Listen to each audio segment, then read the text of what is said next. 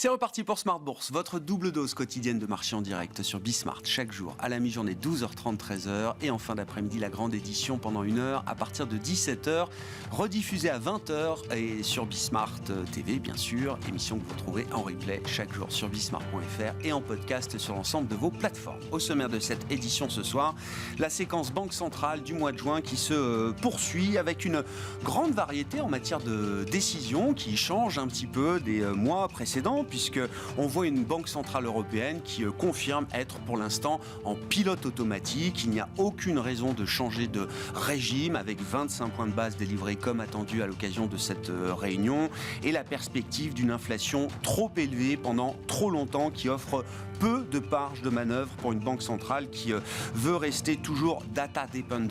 De ce point de vue-là, le staff de la BCE a révisé les projections d'inflation globale et d'inflation sous-jacente à la hausse pour 2023, pour 2024 et pour 2025. Christine Lagarde qui veut rester data dependent mais qui a évidemment signalé très explicitement que le meeting du mois de juillet se conclurait par une nouvelle hausse de taux de 25 points de base. La prochaine réunion de la BCE est prévue le 27 juillet. Du côté de la Réserve fédérale américaine, c'est donc l'idée d'une pause qui sème un peu la confusion, notamment chez les économistes, puisque là aussi, le staff de la Réserve fédérale américaine a révisé pour 2023 un indicateur clé d'inflation, le Core PCE, qui est un indicateur très surveillé par la Réserve fédérale américaine. On voit également dans le scénario de la Fed que l'idée d'une récession a été évacuée à travers les projections, puisqu'on voit quand même que la croissance américaine au 4e trimestre 2023 a été révisée en hausse à 1%. Malgré ça, la Fed a décidé d'une pause unanime, tout en signalant là aussi que le prochain meeting, celui du mois de juillet, était live, comme nous a dit Jérôme Powell, très ouvert évidemment à un nouvel ajustement à la hausse, possiblement des taux directeurs de la Réserve fédérale américaine. Et puis quand je disais grande variété en matière de décision, n'oublions pas la Banque centrale chinoise qui est intervenue au moins 2 fois cette semaine, en début de semaine pour baisser des taux courts de repo à 7 jours et la nuit dernière pour abaisser un taux moyen terme de prêt à 1 an pour les entreprises. On voit donc cette variété qui s'est exprimée tout au long de la semaine en attendant la réunion de la Banque du Japon demain qui doit normalement délivrer une forme de statu quo monétaire comme le marché s'y attend. Débrief à suivre dans un instant avec nos invités. Et puis dans le dernier quart d'heure, nous nous focaliserons sur le segment de la dette émergente, bilan du premier semestre et perspectives pour la deuxième partie d'année. C'est Michael Israël, cofondateur d'Iveo Capital Partners, qui sera avec nous en plateau à partir de 17h45.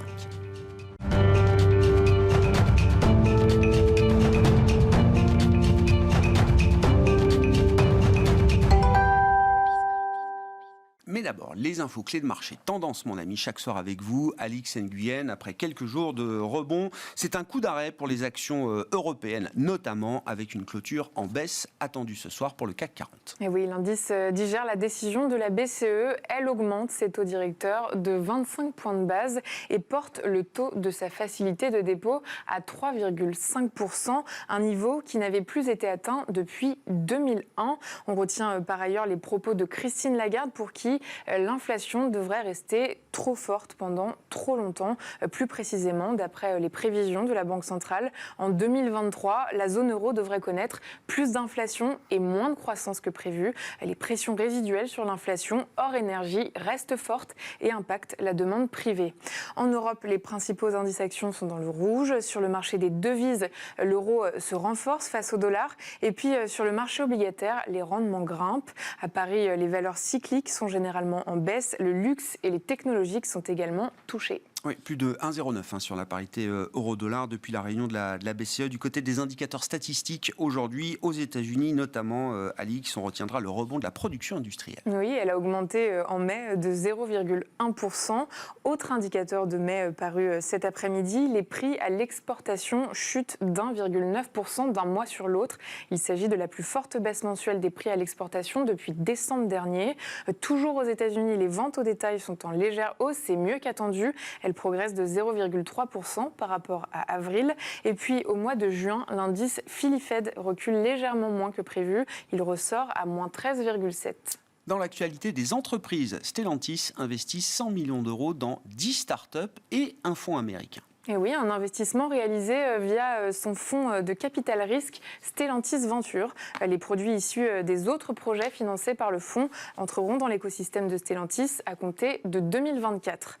Dans le reste de l'actualité des entreprises européennes, les autorités européennes de la concurrence enquêtent sur les conditions dans lesquelles Vivendi a bouclé le rachat de Lagardère. La question est de savoir si l'opération a été réalisée ou non avant le feu vert de la Commission. À Paris, Casino a reçu une lettre de Fimalac, holding de Marc Ladret de Lacharrière et actionnaire du groupe. Il confirme étudier une éventuelle participation de 150 millions d'euros au projet de renforcement des fonds propres de Casino déposé par Daniel Kretinsky, actionnaire majoritaire de Bismart.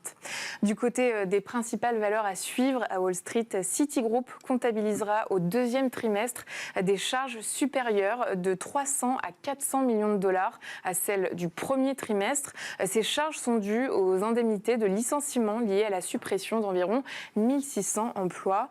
Et puis Goldman Sachs va supprimer plus de 30 emplois en Asie, la plupart dans sa division de banque internationale et marché. Tendance, mon ami, chaque soir, les infos clés de marché, le résumé de la séance avec Alix Nguyen à 17h dans Smart Bourse sur Bismart.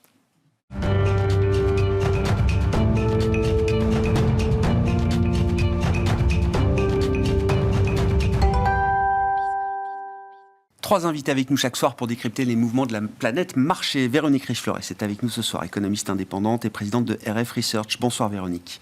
Bonsoir. Merci d'être là. Damien Charlet nous accompagne également. Bonsoir Damien. Bonsoir Grégoire. Vous êtes directeur de la gestion sous mandat de Mescart Asset Management et à nos côtés également Mabrouk Chetouane. Bonsoir Mabrouk. Bonsoir. Responsable de la stratégie marchés globaux de Natixis IM. Les banques centrales évidemment avec la séquence du mois de juin. Revenons peut-être quand même sur la décision de la Fed et la communication de la Fed hier soir. On a eu la BCE cet après-midi, on en parlera bien sûr Véronique, mais donc l'idée de cette pause transitoire qui sème un peu la confusion, notamment chez les économistes que j'ai pu lire ou écouter depuis hier, puisque le staff de la Banque centrale américaine montre que le risque inflationniste est toujours à la hausse. On évacue le scénario de récession pour 2023, on révise à la hausse le corps PCE, on révise à la baisse le taux de chômage attendu en fin d'année 2023. Dans le même temps, on a 2 tiers des membres du FOMC, 12 sur 18, qui sont convaincus, semble-t-il, qu'il faudra monter encore les taux de 2 fois 25 points de base au cours de cette année 2023.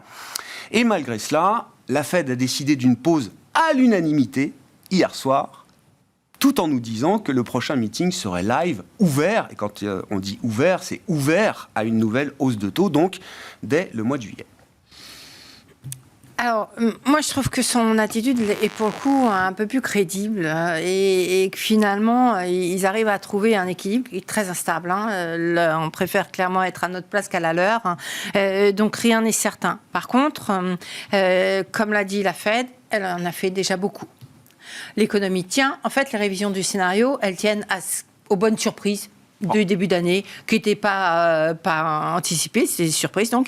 Et, entre mars et juin, c'est ce qui s'est passé entre mars et juin sur le fond de l'emploi, de la consommation, etc. En réalité. Donc la Fed ne change pas, elle prend juste acte de choses qu'on n'a pas tous compris d'ailleurs, ça reste encore un peu des énigmes. Après, elle nous dit, mais j'en ai fait beaucoup, et il y a quand même des signes de fragilité, de fébrilité de l'économie qui sont indiscutables, mais donc ça mérite une pause, au moins le temps de mieux voir les choses. Par contre, ce qu'il ne faut surtout pas, c'est que les anticipations de baisse des taux se reforment. Donc, j'assortis cette pause d'un discours au quiche. Et pour empêcher que les taux, et même idéalement faire remonter un petit peu les taux longs, parce que c'est ça qui compte sur l'économie, c'est ça in fine, c'est par là in fine que sa politique monétaire va mieux se transmettre aux agents. Donc je trouve que c'est plutôt fin. Là, c'est pas souvent que je le dis. Donc, c'est subtil. Là, c'est subtil, je trouve que c'est assez efficace. Alors aujourd'hui, les taux longs rebaissent, donc bon, il faut que c'est ça. Mais ça me paraît le meilleur compromis dans le contexte actuel. Après, ils ne vont pas changer leur QT normalement dès juillet. C'est un peu tôt, ils ne vont pas revenir en arrière. Donc, ils vont attendre quoi ? Le scénario de septembre, enfin, une meilleure vision sur la fin de l'année. Et puis là, ils décideront effectivement. Est-ce qu'il faut vraiment en rajouter ? Je pense pour ma part que si les taux longs se tendent un petit peu, ça devrait être suffisant pour calmer l'économie. Et à mon avis, les 50 BP qu'ils nous promettent, ils ne les feront pas. il vaut mieux qu'ils ne le disent pas, qu'ils maintiennent la pression pour éviter d'avoir les faire. C'est ma compréhension. J'avais un peu anticipé, j'avais complètement anticipé ça pour le coup, un peu moins sur la BCE, mais c'était le compromis que j'imaginais et moi je suis assez confortable avec cette option. Ce que les économistes, non, ce que les observateurs ont eu du mal à comprendre, c'est d'un côté les projections du staff, le discours de Jérôme Powell avec la pause ce mois-ci, mais le meeting prochain qui est live. Et ces dots, ces perspectives, ces trajectoires de hausse de taux qui sont signalées par chaque membre du FOMC, votant et non votant, sur les prochaines années. Mais vous dites finalement c'est une mesure de protection. Inscrire une ou deux hausses de taux dans la trajectoire des dots, comme on dit, c'est une manière de maintenir la tension. Exactement. Sans être obligé de délivrer réellement de hausse de taux. Ce qu'on est à peu près sûr, c'est que s'ils ne maintenaient pas la pression, ils auraient été obligés de faire marche arrière à un moment donné, sans doute. Détendre des conditions financières, ce qu'ils ne veulent pas voir aujourd'hui. J'aurais été membre de la Fed, j'aurais mis pareil. Ouais, je comprends. Oui, non, mais c'est un jeu d'équilibre subtil qui mérite un décryptage quand même. Ont un effet les marchés sont subtils. Contrariant sur la politique et l'efficacité de la politique monétaire. Donc il faut arriver à les contourner. Je n'ai jamais garanti, mais voilà. Ouais. Néanmoins, qu'est-ce que Jérôme Powell et les banquiers centraux américains attendent de voir entre aujourd'hui et le 25 juillet prochain, qui sera la date de démarrage de leur prochain comité de politique monétaire? Il y a trop de subtilité. Ouais, c'est ça le problème, c'est que je comprends parfaitement l'argument de maintenir la pression, d'indiquer effectivement que de toutes les manières, un taux terminal Fed serait autour de 5,5, 5,75, parce que c'est finalement ce que nous dit le FOMC. En revanche, cet argument, il est en fait complètement balayé, si je puis dire, par le fait que le marché, il est tout aussi data-dependent que la Fed, voire même beaucoup plus. Et on a vu ce qui s'est passé entre le mois de mai et le mois de juin. Publication du dernier rapport sur l'emploi, les 4 baisses de taux anticipées par le marché ont disparu. Pour cette année, oui. Pour cette année, effectivement. Et donc, in fine, et c'est là où finalement, sur les taux longs, je serai un peu plus prudent. Je pense que les taux longs, le pic est derrière nous, et il suffit en fait d'avoir de nouvelles données macroéconomiques qui montrent effectivement que l'économie américaine décélère sans pour autant sombrer dans la récession, pour voir finalement des taux longs baisser. Et donc, c'est là le problème, c'est là la difficulté, c'est que le marché, via sa lecture de l'économie, va faire le travail sur les taux d'intérêt à long terme.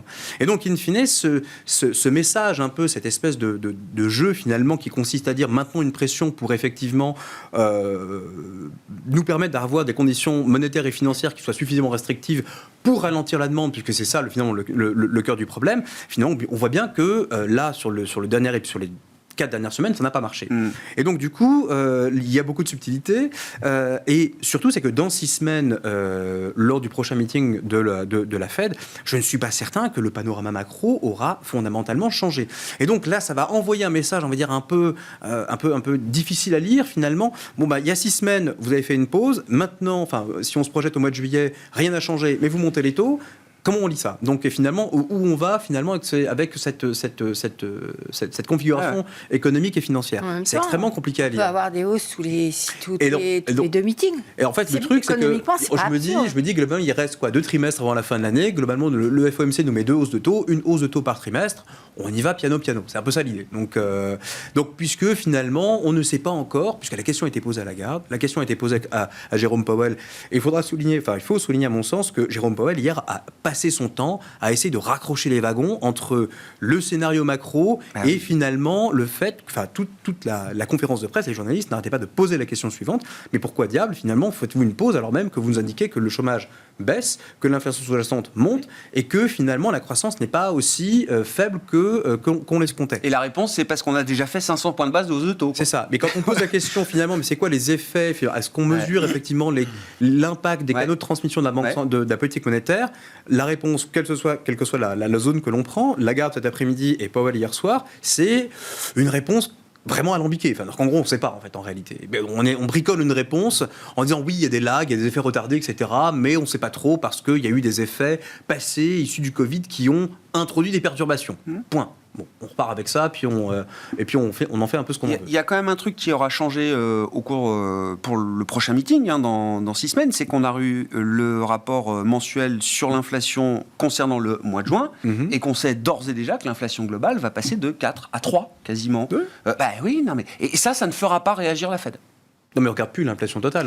Non, mais je sais pas. 3% d'inflation globale, c'est pas l'objectif. Mais la Fed ne réagira pas à 100 points de base de baisse de l'inflation globale sur un mois. Encore une fois, d'où vient... la question est de savoir finalement quel va être le principal contributeur de cette baisse de l'inflation. Si c'est encore une fois un effet lié à des effets de base énergétiques, j'ai presque envie de dire que ça compte pas. D'accord ? Donc, ce qui compte effectivement, c'est l'inflation dite, encore une fois, sous-jacente. Je pense que c'est le mot qu'on répète le plus souvent sur tous les plateaux télé et dans l'ensemble de la presse. L'inflation purgée de ses composantes volatiles, quand on regarde le dernier rapport effectivement sur l'inflation, ça n'a pas baissé. Bon, alors effectivement, si on a un développement positif sur cette inflation sous-jacente, ce qui voudrait dire qu'on a un développement favorable sur le marché de l'immobilier, sur les services immobiliers, etc., ça, c'est pas gagné. Eh bien, effectivement, oui, peut-être que la Fed va effectivement même pas augmenter ses taux au cours du mois de juillet et que la hausse de taux qu'on aura connue avant au mois de mai aura été la dernière. Mais finalement, ça, là, encore une fois, rien n'est moins sûr, et pour être tout à fait franc, en fait, trop de subtilité pour rejoindre les propos de Véronique. Damien, c'est encore un débat qui compte, cette question de l'inflation, parce qu'il y a à peine quelques semaines ou une paire de mois, l'idée dans le marché était de dire, le sujet de l'inflation est derrière nous, quoi. On a des indicateurs avancés, la Fed est data dépendante, elle veut regarder dans le rétroviseur, mais les gens de marché regardent devant, et tous les indicateurs avancés nous disent que ça y est, le sujet de l'inflation va pouvoir être remisé derrière nous au placard. Visiblement, c'est pas encore tout à fait le cas. Oui, mais si on regarde la réaction des marchés par rapport aux 2 réunions des banques centrales qu'on vient d'avoir, finalement, on a l'impression qu'ils auraient pu dire ce qu'ils voulaient, les banquiers centraux, le marché ne réagit plus, aussi bien au niveau des taux qu'au niveau des actions. Donc, pour l'instant, on a un peu l'impression... Comme disait Mabrouk, c'est les données qui font réagir le marché, parce que les taux courts américains ont quand même remonté par rapport au point bas qu'on a connu, mais c'est sur la base des données que le marché prend acte et considère effectivement l'évolution possible de la politique monétaire. Moi, il y a un élément que j'ai envie de retenir des deux déclarations des banquiers centraux, c'est qu'il y en a d'un côté de l'Atlantique une banque centrale qui relève ses prévisions de croissance, et de l'autre, une banque centrale qui montre bien que la situation économique est compliquée et qu'elle a tendance à se dégrader, c'est-à-dire en Europe, évidemment. Donc, on a quand même 2 situations qui sont maintenant visiblement assez différentes entre les États-Unis et l'Europe sur l'activité. Alors, sur l'inflation, la tendance est la même. De toute façon, les moteurs de baisse de l'inflation sont les mêmes. C'est essentiellement l'énergie. Et pour les autres moteurs d'inflation, pour l'instant, c'est pas encore très criant, mais c'est vrai qu'on a quand même l'espoir que quand on voit le prix des matières premières, quelles qu'elles soient, baisser, les bases de comparaison aujourd'hui qui sont favorables sur l'énergie deviendront favorables pour l'alimentaire et pour le reste. Donc, je pense que le marché a quand même en tête le sens général de l'inflation qui est la baisse, ce qui est quand même une bonne nouvelle. C'est aussi pour ça qu'on voit beaucoup de commentaires de vos camarades qui disent finalement, on arrive au bout du mouvement. Sur les taux d'intérêt. Alors, on disait la même chose il y a 3 mois ou il y a 4 mois. Mais à chaque réunion de banque centrale... Plus le temps passe, plus c'est vrai. Voilà, exactement. Plus on se rapproche de la fin. Mais le raisonnement est toujours le même. Et c'est vrai que finalement, le scénario, par rapport au mois précédent, il n'a pas beaucoup changé. C'est-à-dire qu'on est toujours sur une tendance baissière d'inflation, ce qui est une bonne nouvelle. Maintenant, ce qui change, effectivement, c'est qu'on a une économie américaine qui résiste très bien. Alors, on a l'impression que le marché action américain a choisi de privilégier l'économie au taux d'intérêt, parce qu'il monte, parce qu'il est content qu'il y ait des bonnes nouvelles sur l'économie. En Europe, le marché tient très bien aussi, alors que la situation économique est moins bonne. Donc en Europe, on va dire que les valos sont moins chers, les commentaires des boîtes sont encore très très bons. On a eu beaucoup de conférences ces dernières semaines où les entreprises ont eu des discours qui étaient encore très solides. Il y a très peu de dirigeants qui vous expliquent qu'ils sont inquiets et qu'il y a une baisse de l'activité. Alors c'est là où on est très... Donc les résultats du 2e trimestre qui seront publiés à partir du mois de juillet, il n'y a pas de raison qu'il y ait d'accident global en tout cas Non, il n'y a pas de raison. Donc en fait, effectivement, il y a le sujet des taux d'intérêt. Il y a le sujet de l'économie, qui est quand même aussi très très important.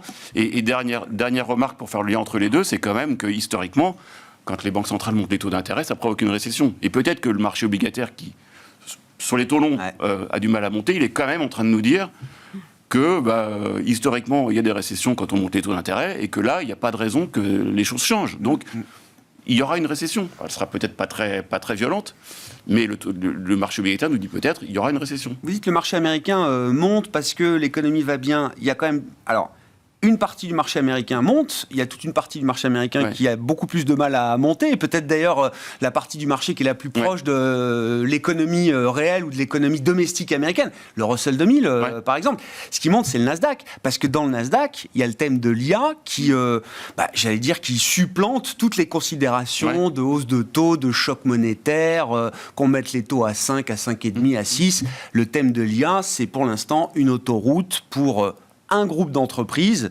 avec des perspectives qui sont peut-être modifiées pour les trimestres devant nous, mais peut-être pour plusieurs années également. C'est ça ce que nous dit le marché, Damien. Oui, alors le thème de l'IA, c'est comme à chaque fois qu'un nouveau grand thème comme ça apparaît, ça génère des mouvements de foule qui agissent avant de réfléchir. Donc ça agit sur des titres à la hausse, mais ça agit aussi sur des secteurs à la baisse. Peu importe que les secteurs qui sont attaqués en bourse, on ne réfléchit même pas au fait que potentiellement ils pourraient bénéficier de l'IA dans les prochaines années. Mais alors, sur le Russell, on a vu quand même qu'il commence à se réveiller un petit peu. Donc peut-être, si on voit le verre à moitié plein, le Russell va finir par prendre le relais du reste du marché. Et en ce qui concerne l'IA, bon... Le problème, c'est que les mouvements comme ça peut durer longtemps, on le sait. Mais c'est peut-être que le début, même. Peut-être que le début. Mais si on essaie de prendre un peu de recul et d'être un peu raisonnable, je pensais tout à l'heure au sujet de la voiture autonome. Bon, l'IA, c'est un peu pareil. Est-ce que demain, vous allez confier votre entreprise à l'intelligence artificielle qui, potentiellement, aujourd'hui, quand même, raconte pas mal de bêtises, de la même manière que la conduite autonome, ça existe depuis 3 ans. Est-ce qu'aujourd'hui, vous allez confier votre conduite à l'ordinateur de bord de votre voiture? J'en suis pas convaincu. Donc, l'IA, oui, bien sûr, on n'est pas en train de dire que c'est pas une grande tendance. Mais concrètement, dans les chiffres des entreprises, à part les spécialistes du développement de solutions IA, est-ce que dans les entreprises industrielles, de services, etc., on verra véritablement un changement de rentabilité ou de chiffre d'affaires dans les 3 prochaines années? J'en suis pas complètement convaincu. Oui, sur le moyen terme, il y a pas mal de divergences d'opinion encore. Moi, ce que je regardais très trivialement hier, c'était comment se comportait le cours de bourse de Nvidia au fur et à mesure que Jérôme Powell parlait. On a l'impression que les deux vivent dans deux mondes très différents. C'est-à-dire que le niveau des taux d'intérêt, des taux directeurs, des taux réels, des taux longs, n'a aucun impact sur ce thème de l'IA, en tout cas reflété à travers les performances de Nvidia et de quelques autres valeurs, quoi. Mais de toute façon, sur le marché action, c'est ce qu'on disait tout à l'heure. Pour l'instant, le marché action ne s'intéresse pas aux taux d'intérêt. Et en ce qui concerne précisément Nvidia, bon... Non, mais Nvidia, parce que oui, c'est le symbole. On parle beaucoup d'Nvidia, mais la valorisation aujourd'hui n'est pas supérieure à il y a 3 mois. Parce qu'entre-temps, il y a eu 70% de révision à la hausse. Donc Nvidia, c'est vraiment un cas très très particulier.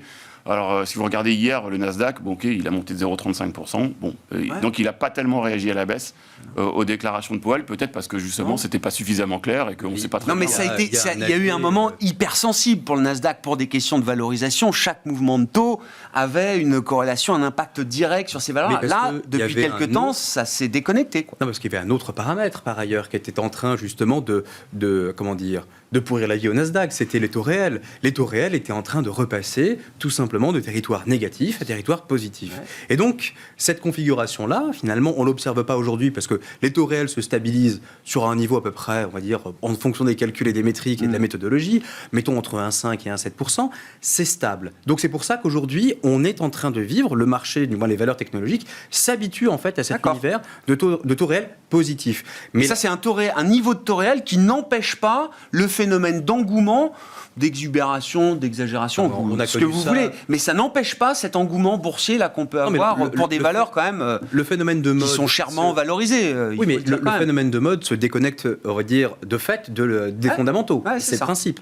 Et on a déjà connu ça par le passé. La blockchain, il suffisait de mettre blockchain dans n'importe quel rapport financier pour voir effectivement la valorisation croître. Donc on a effectivement des phénomènes de mode, des phénomènes d'entraînement.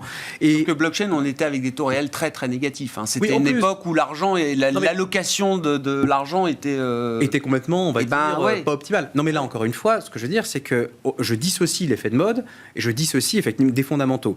Maintenant, effectivement, l'effet de mode, avant qu'il ne se transcrive en création de valeur dans une entreprise et au niveau macroéconomique, il va falloir attendre un tout petit peu. C'est comme Internet, finalement. Quand on regarde la bulle IT des années 2000, qu'est-ce qu'il y avait de manière concomitante? Des hausses de taux. Ça n'a pas empêché, effectivement, certaines valeurs d'augmenter. C'est rigoureusement la même configuration. Donc on va voir effectivement comment ça va se produire. Et je pense que l'arbitre va être effectivement, ça va être les taux d'intérêt réels. Et c'est vrai que les marchés d'actions, pour le moment, ne regardent pas les taux d'intérêt réels, parce qu'il y a un autre paramètre qui les aide énormément, c'est l'inflation de nouveau. L'inflation, c'est le meilleur allié des marchés actions. Point. Une fois qu'on a dit ça, tant qu'il y aura de l'inflation, il n'y a pas de raison de s'inquiéter effectivement sur les résultats des entreprises. Et le Q2, ça va être un peu à l'image, le deuxième trimestre, pour les résultats des entreprises, ça va être à l'image du premier trimestre. Pas de problème. C'est bon, Nvidia plus fort que la Fed, je le disais en rigolant tout à l'heure, mais il y a un peu de ça quand même, Véronique, si on regarde la dynamique du Nasdaq depuis quelques temps. C'est vrai que voilà, le niveau des taux atteint aujourd'hui est plus un frein au développement à nouveau d'engouement fort pour des valeurs de grande croissance, quoi. Alors c'est peut-être là qu'il pourrait y avoir quand même un petit quelque chose après la réunion de la Fed. En fait, il y a eu les taux réels, il y a énormément de liquidités. Non, c'est pas pour rien. Enfin, on avait des taux réels beaucoup plus bas, mais on avait aussi beaucoup moins de liquidités il y a quelques années. Donc là, ce phénomène de liquidité, il est assez difficilement palpable, mais on le sent partout. Et je pense qu'il est très important. Après, il y a l'aplatissement de la courbe des taux, ou la courbe des taux qui s'était légèrement repentifiée quand même, qui a un petit peu aidé. Or, hier, effectivement, la déclaration de Powell et le communiqué de la Fed, ça a fait à nouveau, ça a créé une grosse inversion. On est vraiment pas loin des plus bas. Et ça peut gêner quand même aux entournures les valeurs technologiques et puis plus généralement les cycliques, mais ce rebond. Mais j'ai envie de dire, dans le contexte de liquidité qui persiste, parce que quand on regarde la masse monétaire en niveau quand même, il faut le faire. Mais on n'a rien fait comme chemin. Après l'expansion de 2020, on n'a vraiment rien fait. Donc ça compte. Et d'ailleurs, traditionnellement, il y a longtemps, les banques centrales nous parlaient beaucoup des masses monétaires, des crédits de gap, des choses comme ça, qui certaines fois de manière abusive d'ailleurs. Les enquêtes de crédit vont peut-être revenir un peu au centre du jeu. Les rapports de masse monétaire et d'enquête de crédit. Mais du coup, tant qu'on a ce contexte-là, une courbe des taux ou une banque centrale qui était supposée moins menaçante parce qu'on approchait le pic des taux, mais ça reste encore dans les tuyaux en réalité, même s'il y a un peu d'eau dans le gaz à court terme, il nous manquait juste une histoire. Et c'est l'AI. Tout d'un coup, il y a 6 mois, on s'est mis à parler de l'AI. On savait que ça existait, mais on n'en parlait pas. Et puis, paf, tout d'un coup, c'est devenu le sujet. Ça a été quand même extraordinaire, quoi. Donc, on a même le sujet maintenant. On a le prétexte, on a les liquidités et des conditions de marché qui, encore une fois, sont plutôt favorables. On n'a pas de tension sur les conditions financières. L'indicateur de conditions financières, il est ridiculement bas. Donc, je pense qu'il faut compléter notre lecture, pas regarder que les taux d'intérêt, mais plus large. Je suis allé regarder le niveau des taux réels 10 ans américains autour des années 2000. On était entre 3,5 et 4%. C'est-à-dire que la bulle s'est construite jusqu'à son sommet avec des taux réels qui ont atteint à un moment, 3,5, 4%. Il a fallu ce niveau de taux pour casser quand même sévèrement la bulle .com. On était sur des niveaux de valo qui n'avaient quand même strictement rien à voir. Donc, et des niveaux de croissance potentielle qui n'étaient pas les mêmes non plus.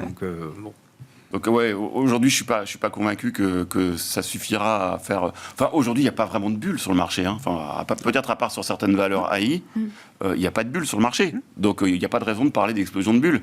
Chose qu'on a déjà parlé, mais les non, mais je dis juste qu'avec 1,5% de taux réel, on est très très loin effectivement des niveaux de restrictions monétaires qu'on avait à l'époque, au moment où la bulle .com s'est dégonflée, quoi. Et encore une fois, 1,5 de taux d'intérêt réel, c'est compatible peu ou prou, je vais faire un peu mon macroéconomiste de base, mais avec un niveau de croissance potentielle, on va dire, mettons, de 1,5 à 1,7, il n'y a pas de restriction, en fait. Il n'y a pas de restriction monétaire forte aux États-Unis. En fait, c'est ça que ça nous dit, et c'est pour ça que globalement, il y a encore de la place, encore suffisamment d'espace pour pouvoir monter ce taux d'intérêt directeur, en tout cas pour la Fed. Qu'en est-il du point de vue de la Banque Centrale Européenne pour en dire un mot quand même, c'était la réunion du jour. Bon, on sent que la situation est suffisamment inconfortable pour qu'on reste en pilote automatique. La charge de la preuve revient à ceux qui estiment qu'il ne faudrait pas monter les taux aujourd'hui. Et ça va rester comme ça sans doute pendant plusieurs meetings, de ce que je comprends, Véronique. Alors là, pour le coup, je ne suis pas du tout à l'aise avec la BCE. pas du tout convaincue. J'ai plutôt l'impression qu'encore une fois, on nous a sorti la langue de bois, qu'on a traficoté le tableau des prévisions du scénario macro pour satisfaire les faucons du board, mais que, ces prévisions économiques, révision d'1 dixième, n'en parlons pas. Dans le contexte actuel, ça fait quand même sourire ou pleurer, d'ailleurs, je ne sais pas. Mais surtout, une prévision de croissance à 0,9 encore cette année, avec un acquis de 0,2. Alors que Madame Lagarde ne cesse de nous dire, on va voir, vous allez voir, les effets décalés des hausses de taux vont venir, ça va écraser la demande, ça va écraser l'inflation. Elle nous sort un scénario de croissance qui n'est compatible qu'avec une réaccélération assez fulgurante quand même, compte tenu de ce qu'on a connu ces derniers trimestres, de la croissance. Donc, alors là, je me dis, il y a un truc que je ne comprends pas. Où ils sont ces effets de retard? Où est l'effet de sa politique monétaire? Et puis, pour l'année prochaine, 1,5. On n'arrête pas. Donc, nous, on a plutôt une espèce de récession bizarre, là, mais qui nous plombe complètement en 2024. Et du coup, on arrive à une croissance zéro, voire légèrement négative. Donc, vous voyez qu'on est quand même sur... Mais parce qu'on prend acte d'une politique monétaire efficace sur la demande, sur l'immobilier, sur le marché de l'emploi, etc. Donc la BCE est dans un autre registre. Moi, je me dis, s'ils croient un chouïa à leur prévision de croissance, je ne vois pas comment ils peuvent y croire, mais ils ne peuvent pas s'arrêter. Ils sont obligés de continuer, mais ils n'ont pas une inflation qui revient à 2, même de 2 en 2025. Donc il y a plein d'incohérences. Et en réalité, je pense, moi, mon discours, ma compréhension, c'est de dire, tant qu'ils peuvent nous servir une croissance à 1% grosso modo cette année, ils peuvent continuer, laisser penser qu'ils vont remonter les taux et de langue de bois. Quand est-ce qu'ils pourront plus? En juillet, ils seront peut-être pas trop gênés. En septembre, ce sera fini. Si notre lecture de la conjoncture est la bonne, ils pourront plus. Et là, ce sera 0,5, 0,3 maximum. Et là, ils seront obligés de changer leur fusil d'épaule. Donc, et je pense qu'in fine, ils feront jamais ce que laisse sous-entendre le discours de Madame Lagarde. Ils sont juste obligés, là, pour cette... La réalité les stoppera assez rapidement. Moi, j'en ai l'intimité. Ouais, je comprends. Donc, voilà, je suis assez sidérée. Maintenant, c'est les faucons de la BCE, toujours, encore. Je parierais vraiment pas beaucoup sur le fait qu'ils aillent là où ils nous suggèrent qu'ils veulent aller. Ouais.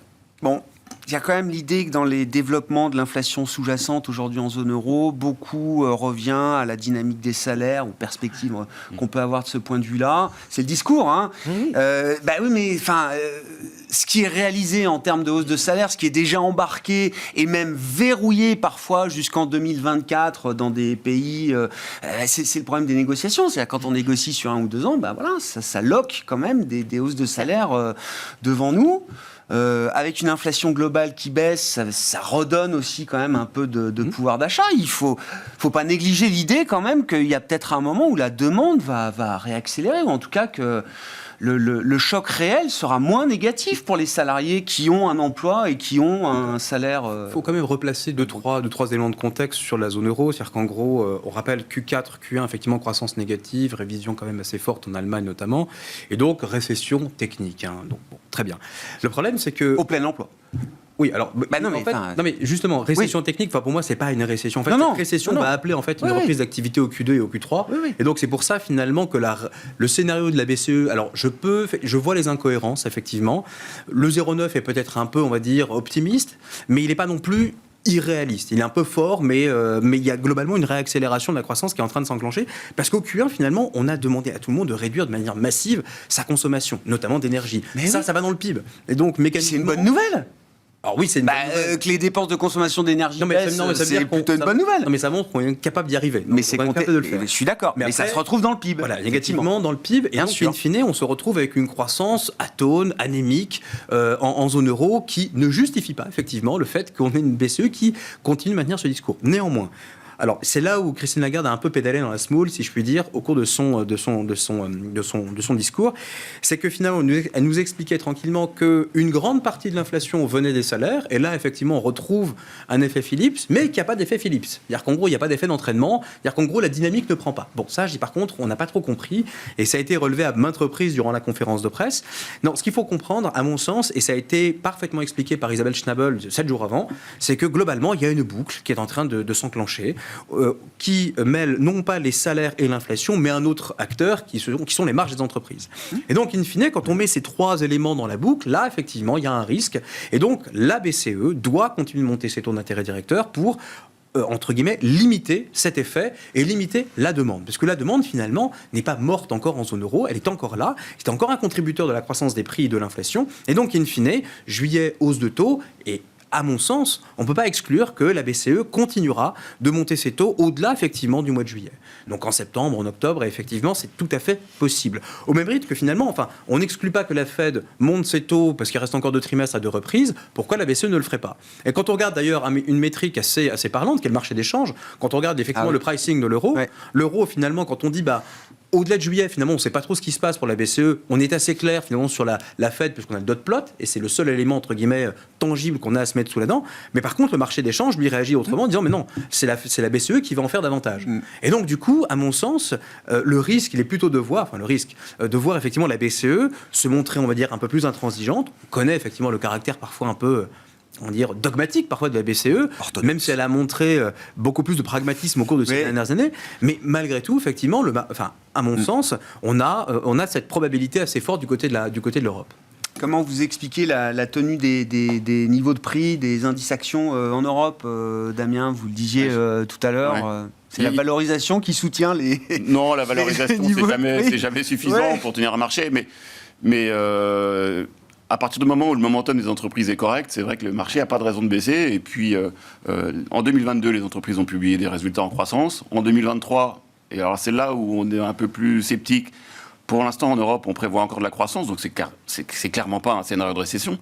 Donc, si on fait le cumul de 2022-2023, on a des entreprises qui continuent de montrer des progressions de résultats pendant que les marchés, sur la somme des 2 années, est à 0 moins. Donc, rien d'idiot jusque-là. On parlait de la demande, et c'est là où on est à la fois étonné et où on sait que ça sera le juge de paix dans les prochains mois. C'est que la demande jusqu'à présent a été extrêmement solide, ce qui a permis aux entreprises de passer des hausses de prix.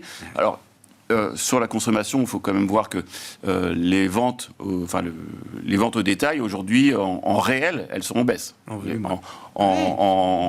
valeur, elles sont en hausse, mais en volume, elles sont un petit peu en baisse. Donc, le consommateur, il tire un peu la langue. Alimentaire, notamment. Alors, il y a la partie énergétique qui baisse, mais ça, on peut s'en réjouir. Puis, elle ne va pas baisser éternellement. La consommation alimentaire, effectivement, le graphe est assez parlant de ce point de vue-là. Mais la demande pour le reste des services, même réels, la restauration, le tourisme, etc., ça continue, quoi. Hein. Oui, les loisirs, c'est vrai que ça continue très, très fort. Mais si vous regardez, il y a beaucoup d'entreprises qui ont publié des résultats au premier trimestre, un peu dans tous les secteurs. Ça va du Verallia, Michelin, alors évidemment les Danone et les valeurs de consommation, qui ont publié des hausses de chiffre d'affaires avec des baisses de volume. Bon, alors ça peut marcher un trimestre, ça peut marcher 2 trimestres. Ça marche tant qu'il y a de l'inflation, en fait. Oui, alors ça marche tant qu'il y a de l'inflation et que le salaire réel des salariés arrive à peu près à suivre. Et jusqu'à présent, le salaire réel était plutôt négatif sur les salariés européens, mais aussi sur les salariés américains. Là, il remonte. Mais effectivement, le juge de paix, c'est s'il devient positif au 2e semestre, comme vous l'avez évoqué, à ce moment-là, on peut très bien se retrouver dans une situation où la consommation continue, avec des entreprises qui augmentent leur marge presque, parce que les prix de revient baissent. À part les salaires, tout le reste baisse. Donc, je ne sais pas si c'est un scénario central ou alternatif, mais c'est un scénario qu'on peut avoir en tête. C'est pas notre scénario central, mais on peut pas l'écarter. C'est un scénario possible, en particulier pour les entreprises qui ont des coûts salariaux qui sont faibles. Donc à la limite, ça peut concerner beaucoup les entreprises industrielles ou très consommatrices d'énergie, qui pourraient potentiellement voir leur marge dépasser les plus hauts historiques, parce qu'aujourd'hui, si on regarde l'Eurostoxx dans son ensemble, c'est pas que des grandes valeurs, c'est 300 valeurs, donc il y a des grosses mid et des large caps. On est au même niveau de marge qu'en 2008. Alors, on va pas faire de parallèle avec 2008, mais on est au même niveau de marge que 2008, tout en haut. Donc, effectivement, on a 2 scénarios très extrêmes, où il y en a un où les volumes craquent un peu et finalement les marges se dégradent, et il y en a un autre où les volumes tiennent et les marges s'améliorent. Et d'ailleurs, Christine Lagarde, dans son commentaire, à un moment, a dit quelque chose que moi j'ai trouvé assez formidable. C'est qu'en gros, elle a dit qu'il y avait 2 scénarios. Un scénario où l'économie ralentit fort, et un scénario où finalement l'économie réaccélère. Donc on a un peu y avoir le choix à entre les deux, quoi. Voilà. Oui, c'est vraiment les deux, c'est assez antinomique. Mais bon. Mais tellement in fine, Grégoire, pardon, bien sûr. in fine, en fait, quel que soit le scénario, on a quand même le sentiment que le marché boursier n'a pas de raison de se casser la figure. La magie de l'illusion nominale qui fonctionne à plein. Mais, ouais, exactement. La question de l'offre reste quand même tellement présente sur le marché du travail, dans les chaînes de valeur industrielle. Le patron de Safran, alors c'est peut-être très lié encore aujourd'hui à des secteurs spécifiques aéronautiques, mais il dit qu'il n'y a aucune détente des problèmes de supply chain par rapport à, depuis le Covid. On reste encore à se battre pour ici un tel composant, là un tel personnel ou une telle compétence. Enfin, je veux dire, c'est vraiment l'économie de pénurie, quoi, encore. Dans certains secteurs. Mais même les restaurants, enfin, je veux dire, on le voit tous autour de nous. Ils n'arrivent pas à ouvrir 6 soirs sur 7, c'est pas possible.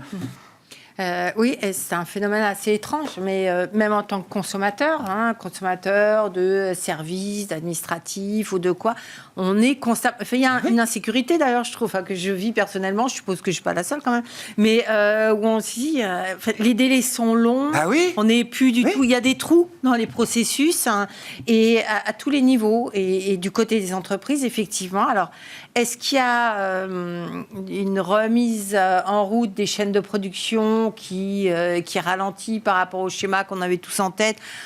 Ça ne paraît pas vraiment convaincant. Est-ce que les bisbilles commerciales entre les uns et les autres et de plus en plus de monde finissent aussi par interférer et peut-être de manière plus profonde que ce qu'on a pu analyser jusqu'à maintenant, qui forment des trous? Mais c'est vrai, c'est une réalité et je pense que ça fait partie quelque part du décor. Mais ça peut maintenir l'économie européenne sous tension. On ne va pas refaire le débat sur les projections, mais d'avoir quand même cette pénurie ou cette économie, l'offre dicte la croissance, quoi. C'est-à-dire que ça maintient un peu les choses sous tension, quand même. Un autre élément qu'on n'a pas mentionné juste avant, quand on parlait de la consommation et de la demande, c'est que si la demande de services est aussi forte, c'est peut-être aussi parce qu'on n'achète plus beaucoup de voitures et plus beaucoup de choses qui se financent à crédit. Donc là aussi, attention aux switches qui peuvent s'opérer, qui sont extrêmement difficiles à anticiper, mais qui pourraient être un peu plus perceptibles dès lors que le soutien des politiques publiques aux ménages, etc., a priori, va disparaître. Après, la voiture, il y a une telle instabilité réglementaire autour de ce qui sera la voiture acceptée, acceptable demain. Ce qui se passe dans l'immobilier, c'est pas non plus génial pour la consommation de biens, d'équipements du foyer, etc., etc. Donc, il y a quand même des pans de l'économie qui vont continuer à être heurtés par les hausses de taux et le durcissement des conditions de crédit qui est, me semble-t-il, indéniable. Même si sur l'immobilier, tous les acteurs de la chaîne immobilière sont affectés, la production de crédit en baisse de plus de 40% effectivement en France. Bon, il y a un truc qui n'a pas bougé, c'est les prix. Enfin, les prix ont à peine baissé quand même. Ça, je pense que c'est quand même un phénomène très parisien. Oui. Dans les grandes villes, ça tient, mais dès que vous sortez un peu en périphérie des villes moyennes ou autres, ça baisse assez fort. D'accord. En tout cas, c'est les retours que j'ai eus. Il y a un prisme parisien très fort. Effectivement, Paris, ça reste complètement, on va dire, flat moins, parce qu'il y a une demande qui est toujours là, etc. Et c'est un marché qui est très particulier. En dehors, effectivement, de la zone parisienne, ça baisse. D'accord. Ça baisse de manière visible. Mais en dehors de France, ça baisse aussi. Et ça bien. baisse aussi. Oui, on a vu. Sur le marché américain, il y a des trucs un peu bizarres sur le marché immobilier, parce qu'il y a... Et encore une fois, le problème, c'est... On a évoqué l'économie de rareté, et je pense que c'est ça, en fait, aujourd'hui, la grande nouveauté, finalement, de cette situation post-finalement Covid, c'est que, par exemple, sur le marché américain, quand on regarde les stocks de biens, de maisons à vendre ou les stocks en fait d'appartements à la location, on est sur des plus bas historiques depuis 1960. C'est-à-dire qu'en gros, on n'a toujours pas retrouvé entre guillemets des niveaux normaux qui permettraient effectivement une détente du marché immobilier. Et d'ailleurs, la statistique entre guillemets, moi qui m'a fait un peu bondir hier, c'est de voir effectivement que les crédits hypothécaires repartaient aux États-Unis. La production de crédit repart aux États-Unis malgré des hausses de taux, passées effectivement de plus de 500 points de base, et que le taux des mortgages est aujourd'hui, je crois, à 6%. Ce qui fait qu'un Toll Brothers, qui est un des gros promoteurs américains, alors constate évidemment tout à fait la situation de pénurie en termes de logement, une demande qui reste forte malgré des taux de mortgage, parce que le marché du travail permet d'emprunter à ces niveaux-là. Et quand vous regardez la performance boursière de ces boîtes-là, c'est plus 30% depuis le début de l'année. Aussi bien que le Nasdaq. Non, mais enfin, ce que je veux dire, voilà, derrière la crise immobilière, pour certains promoteurs, l'économie de la rareté, c'est quand même... Cette économie de la pénurie, qui est vraiment, je pense, le nouveau marqueur en fait, de nos économies. On parlait des supply chain, le marché du travail, mais le marché de l'immobilier, c'est quelque chose avec lequel peut-être on va devoir vivre et repenser finalement notre lecture de l'économie et des mécanismes macro. On s'arrêtera là pour ce soir, mais le débat reste ouvert, évidemment, pour les prochaines émissions. Merci à vous trois d'avoir été les invités de Planète Marché ce soir. Mabrouk Chetouane, Natixis ICM, Véronique Riche-Flores, RF Research et Damien Charlet, Mescart Asset Management.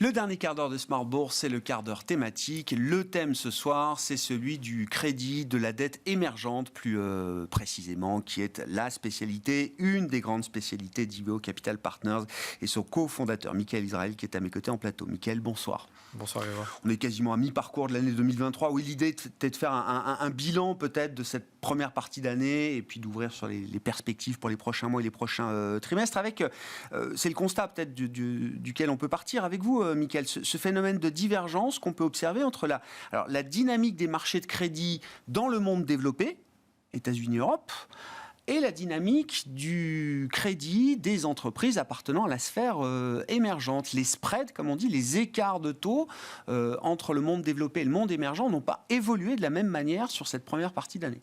Alors oui, c'est totalement vrai. Bon, alors je crois que les émergents en général n'ont pas la cote depuis le début de l'année. Les marchés actions sont largement moins performants que les marchés actions émergents, moins performants que les marchés développés depuis le début de l'année. C'est vrai aussi dans les obligations. Et on a assisté à de l'écartement de spread. Alors c'est marrant parce que depuis 2 semaines, là, il y a... Ça change en train de changer fort. Ouais. On dirait que le train est reparti très fort et donc il y a des bonnes nouvelles sur les émergents et les performances sont vraiment en train d'accélérer. Mais jusqu'au 30 mai, il y avait des écarts assez spectaculaires qu'on ne voit pas toujours. On avait d'un côté de la compression de spread sur les pays développés et notamment sur le high yield US parce que vous savez que sur les émergents, c'est un petit peu la logique qu'est-ce que j'ai d'abord chez moi ? Et puis quand c'est plus assez bien chez moi, qu'est-ce qu'il y a un peu plus loin ? Et donc normalement, les US drive un peu finalement ce qui va se passer sur les émergents, surtout pour nous qui sommes sur les obligations dollars, d'accord ?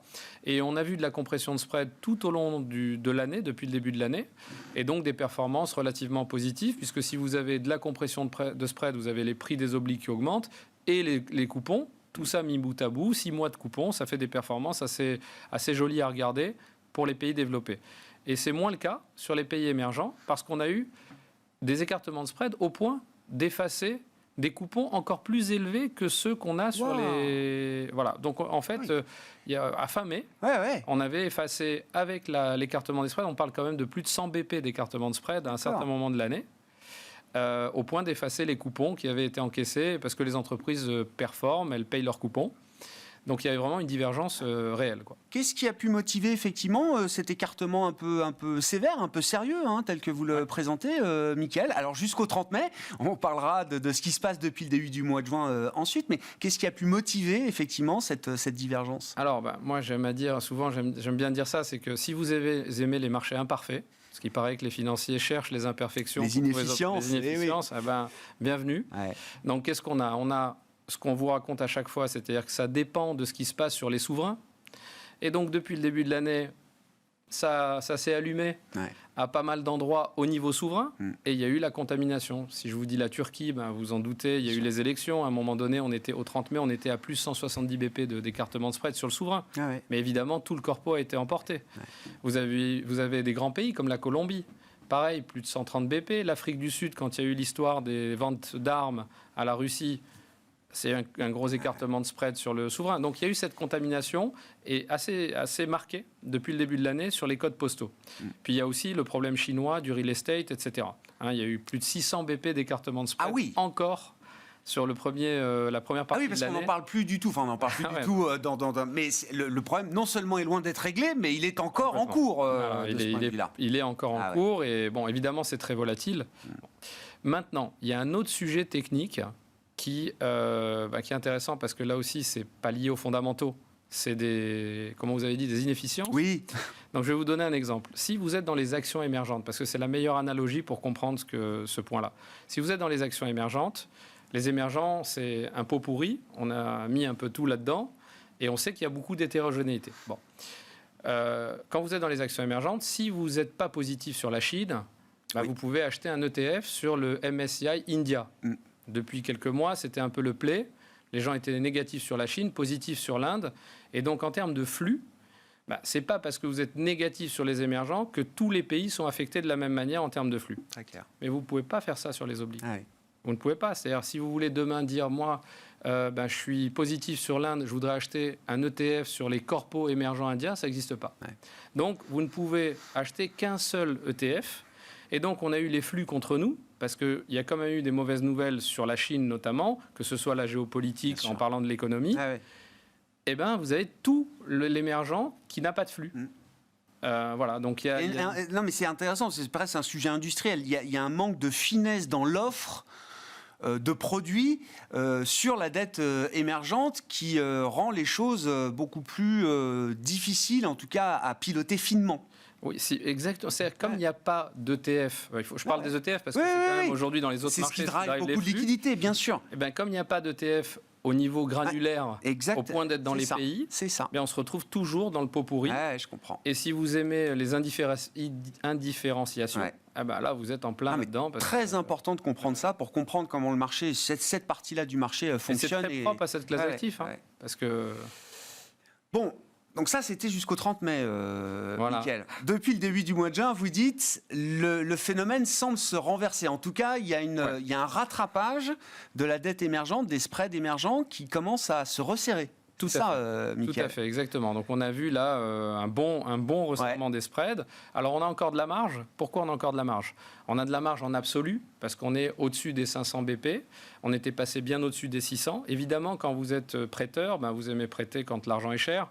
Et quand on était à 600, là, les gens sont un peu plus hésitants, mais c'est là où c'est plus intéressant, évidemment. Et à 550, on est encore dans une zone qui n'est pas inintéressante. Mais là où c'est plus intéressant, ce que je vous disais tout à l'heure par rapport au high yield US. Les gens nous trouvent intéressants s'il y a un extra rendement par rapport au high yield US. Et là, pour le coup, c'est intéressant. On est vraiment, si vous regardez par rapport à la médiane, on est 2 fois... 2 écarts types au-dessus. Exactement. On donne le double de du spread habituel, enfin d'écart habituel entre les deux. Donc ce qui est possible, c'est qu'il y ait encore du chemin de compression de spread pour venir se remettre au moins à la médiane. Et là, on parle de à peu près 50-70 BP encore, assez facilement. Et puis si les spreads US continuent à baisser, là, il y a encore plus de chemin possible à faire. Qu'est-ce qui va motiver ce scénario que vous décrivez, Mickaël, ou à l'inverse ? Quel est le risque que le scénario se déroule pas comme prévu au-delà des quelques semaines du mois de juin qui montrent effectivement qu'il y a un redémarrage assez fort d'appétit pour la dette émergente ? Bon, alors d'abord, c'est que, on va dire, la très macro mondiale, elle se déroule idéalement pour les obligues. C'est-à-dire que finalement... On va pas avoir on n'est pas dans un scénario d'une énorme récession et le mur en face de nous. Et donc, on va dire que les sociétés, le segment high yield, qui est supposé être plus vulnérable, c'est un peu le scénario idéal. C'est-à-dire s'il n'y a pas une grosse récession, il y a du rendement, les entreprises peuvent passer ça et vous êtes bien payé. Et comme je le disais de temps en temps, en plus, c'est des scénarios intéressants pour les prêteurs parce que on n'a pas les lunettes roses, donc les sociétés ne sont pas en train de faire des plans d'investissement, etc. Elles sont pas sont pas dans l'endettement, mais plutôt dans le désendettement. Donc là, c'est un peu ce qui est en train de se produire. L'histoire des taux et de l'inflation, là aussi, il y a plutôt des bonnes nouvelles. Et puis sur la courbe américaine, on disait elle est peut-être un peu plus en avance que l'européenne. Aujourd'hui, on se dit pourquoi pas. Donc là aussi, il y a peut-être une désynchronisation. Bon, tout ça, ce sont des ingrédients parfaits pour les obligues émergentes, pour les obligues en dollars, et pour les émergentes, c'est très positif.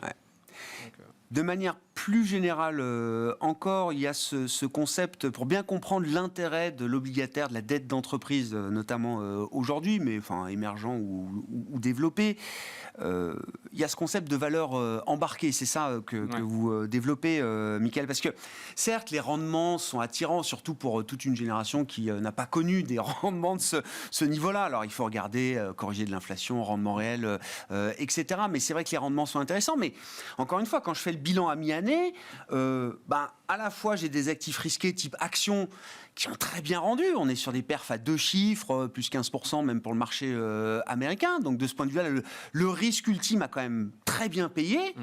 Et puis, à l'inverse, j'ai des produits monétaires, des produits bancaires, des produits de cash dont on ne parlait absolument plus, qui redeviennent une classe d'actifs également en concurrence. Alors là, pour du sans risque, mais avec des rendements, justement pour du sans risque, qui sont quand même très appréciables. Et au milieu de ça, on ne sait plus trop si l'obligataire est vraiment intéressant ou pas, Mickaël. Ah, c'est un bon diagnostic.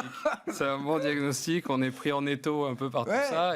Et en plus, les perfs depuis le début de l'année de l'obligataire, même les développés qui ont bien marché, comme le reste a très bien marché, ça paraît... Je dis, mais mince, on m'a dit d'aller sur les bonds, mais en fait, c'est les actions que j'aurais acheté.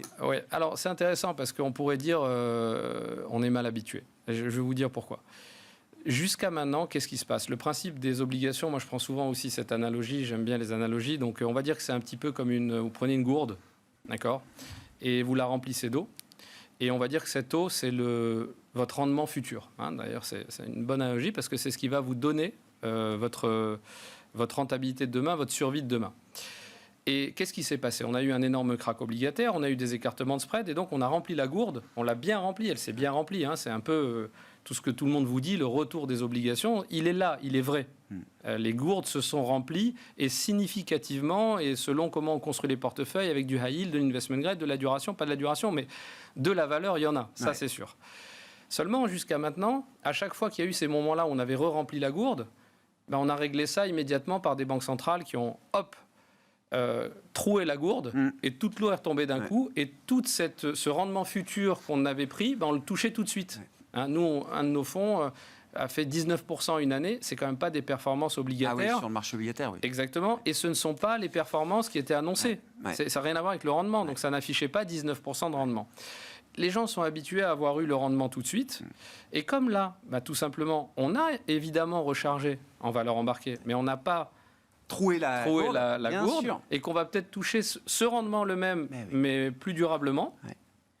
C'est des notions qui sont un petit peu à court terme. Je comprends tout à fait. Voilà. Ce qu'on pouvait obtenir en un temps très réduit en termes de rendement, on l'obtiendra toujours, mais sur une période capitalisée, sur la durée de vie de l'obligation ou de l'investissement obligataire. Et si vous vous mettez over the period, comme on dit, je peux vous dire, je le redis, mais là, et vous regardez vraiment cette valeur qu'il y a dans la gourde, ça va être dur à battre.